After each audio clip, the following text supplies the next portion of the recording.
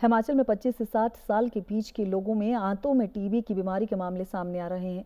234 मरीजों पर किए गए सर्वे में सामने आया कि 64.5% पुरुष और 35.5% महिला मरीज माइकोबैक्टीरियम ट्यूबरक्लोसिस की चपेट में आए हैं। हालांकि 6 महीने की दवाई के कोर्स में मरीज ठीक भी हो रहे हैं। आईजीएमसी में गैस्ट्रोलॉजी विभाग के अध्यक्ष डॉक्टर ब्रिज शर्मा ने बताया, आंत में टीबी के मरीज में आमतौर पर व्यक्ति में वजन की कमी, पेट दर्द की शिकायत होती है। मरीजों की आंतों में जख्म, गांठें और आंतें सिकुड़ जाती है। करीब 6 महीने इलाज के बाद मरीज अब पूरी तरह से स्वस्थ हो पाएंगे।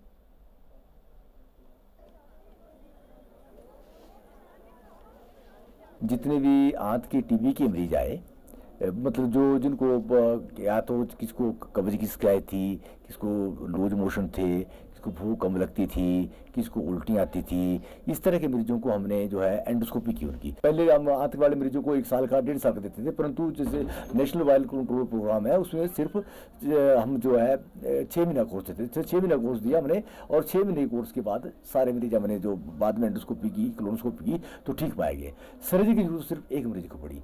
तो हमने निष्कर्ष निकाला इससे कि जो है मुंह जो दवाई देते हैं वो बहुत कारगर है और 6 महीने का कोर्स जो है आंत की टीम में भी कारगर है। Associate professor doctor Rajesh Sharma और एसोसिएट प्रोफेसर डॉक्टर विशाल बोध ने बताया, जागरूकता के अभाव में इस बीमारी का पता नहीं लगता है। अगर समय रहते विभाग में उपचार कराने आए तो संबंधित चिकित्सक पेट के अल्ट्रासाउंड और अन्य टेस्ट करवाकर इस बीमारी का पता लगा सकते हैं। 95% मरीज चिकित्सकों के नियमित जांच और टीबी की दवाइयों से ठीक हो जाते हैं।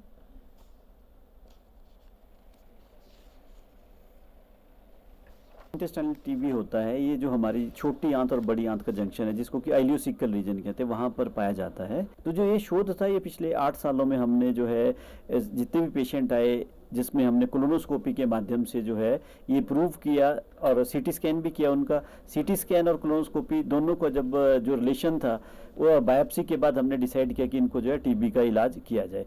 और जब उनका इलाज किया गया तो उसमें देखा गया कि ऑलमोस्ट सब पेशेंट्स में जो था, दोबारा कोलोनोस्कोपी करने के बाद जो था, सब में जो था वो टीबी के जो लक्षण थे वो खत्म हो गए। पेट के टीबी में ऐसा रहता है कि कोई एक सटीक लक्षण नहीं होता। इसमें बहुत सारे जैसे पेट में दर्द होता है या वजन की कमी जो हमारे स्टडी में मिला है, वैसे लक्षण और बीमारियों की वजह से भी हो सकते हैं। तो इसलिए इनिशियल कन्फ्यूज़न रहता है। तो इसलिए ज़्यादातर लोगों को ये एहसास ही नहीं होता है कि शायद उन्हें पेट का टीबी है, इसलिए वो देर के लिए उपचार में आते हैं।